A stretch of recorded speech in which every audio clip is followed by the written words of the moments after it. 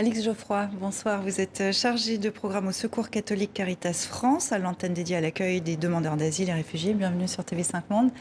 Quand on voit ces images, quand on écoute ce reportage, on a l'impression d'un scénario qui se répète inlassablement. Comment vous l'expliquez ? Ça s'explique par le fait que les hébergements qui sont proposés après ces évacuations ne sont pas du tout pérennes. Et en fait, ça crée une espèce de mouvement d'aller-retour entre la rue et des hébergements très précaires, très provisoires. Et à la suite de quelques semaines, les personnes sont remises à la rue. Délogés ce matin, où sont ces migrants ce soir à l'heure où on se parle ? Alors aujourd'hui, ils ont été emmenés dans une dizaine de gymnases en Île-de-France qui ont été réquisitionnés pour 1 mois. Et ensuite, on ne sait pas. Donc ça veut dire que dans 1 mois, ils retournent dans la rue ? Ça dépendra des situations administratives. En fait, en fonction de s'ils sont en procédure d'asile normale, en procédure Dublin, avec un accès aux conditions matérielles d'accueil ou non, ils seront soit orientés vers d'autres dispositifs d'hébergement un peu plus pérennes, soit remis à la rue. Vous avez mené à Caritas une enquête auprès de ces migrants, une enquête en quelque sorte, vous les avez interrogés, une centaine d'entre eux. Qu'est-ce qu'ils racontent de leur parcours ? Alors, il y a la majorité des personnes qui disent qu'ils ont vécu plusieurs évacuations.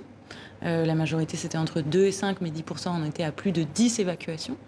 Et on voit une grande lassitude qu'on voit aussi chez les associatifs qui les accompagnent, parce que ça fait des années que c'est les mêmes évacuations, les mêmes retours à la rue, et les personnes sont fatiguées et perdent espoir. En fait, la seule conséquence qu'on voit de ces évacuations multiples, c'est de repousser les campements toujours plus en périphérie. Au départ, ils ont été dans les portes de la Chapelle, porte d'Aubervilliers. Là, maintenant, donc, on était au-delà. Ils étaient dans Paris intramuros. Et maintenant, on est au-delà. Donc, c'est plus compliqué pour les personnes d'avoir accès aux soins, de trouver la nourriture, de trouver une tente, de trouver une couverture. Et quand ils sont remis à la rue, ils repartent de zéro. C'est-à-dire plus de tente, plus de couverture, plus de repères pour savoir où se nourrir, où aller vers quelles associations s'ils sont malades ou autres. Donc c'est un cycle infernal qui recommence indéfiniment depuis 2015. Paris, c'est une étape dans leur route migratoire ou pour la plupart, ils souhaitent rester à Paris, en France ? C'est même pas du tout une étape. 70% des personnes qui étaient dans l'enquête, et on l'a vu plusieurs fois à d'autres évacuations, ont déjà demandé l'asile en France, et 20% ont obtenu le statut de réfugié, c'est-à-dire qu'ils ont un titre de séjour pour 10 ans en France, mais ils sont encore à la rue parce que l'intégration ne fonctionne pas et qu'ils ne sont pas orientés vers des dispositifs de droit commun. Et donc on se retrouve avec quand même 20% des personnes qui vivent sur les campements qui ont des papiers, ont un titre de séjour, mais ne savent pas où aller d'autres, et se retrouvent obligés de dépendre des évacuations. Qu'est-ce que vous recommandez, vous, à Caritas, pour rendre leur situation pérenne ? Il faudrait arrêter le principe de fluidité de l'hébergement, qui est donc le principe de remise à la rue, en fait.